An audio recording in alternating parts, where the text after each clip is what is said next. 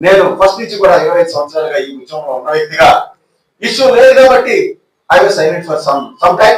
ఈ రోజున ఇష్యూ వచ్చింది కాబట్టి ఆగస్టు 1వ తారీఖున ఎప్పుడైతే సుప్రీంకోర్టు జడ్జిమెంట్ ఇచ్చిందో ఆ రోజు నుంచి కూడా తెలుగు రాష్ట్రాల్లో ప్రతి గ్రామానికి తిరిగి ఎస్సీ రిజర్వేషన్ అంటే వర్గీకరణ అంటే ఏం జరుగుతుంది, కేంద్ర రాష్ట్ర ప్రభుత్వాలు ఒక కుట్ర ఏ విధంగా చేస్తా ఉన్నాయి మిత్రులారా అందరికీ వివరించడం జరిగింది. గ్రౌండ్ లెవెల్ లో పోరాటం చేస్తా ఉన్నాం కాబట్టి ఈ విశాఖపట్నం ప్రెస్ క్లబ్ సాక్షిగా, ప్రెస్ క్లబ్ వేదిక తెలుగు రాష్ట్రాల్లో మానవ సోదరులు అందరినీ కూడా విజ్ఞప్తి చేసేది ఏంటంటే ఇకనైనా మీరు అందరూ బయటికి రండి.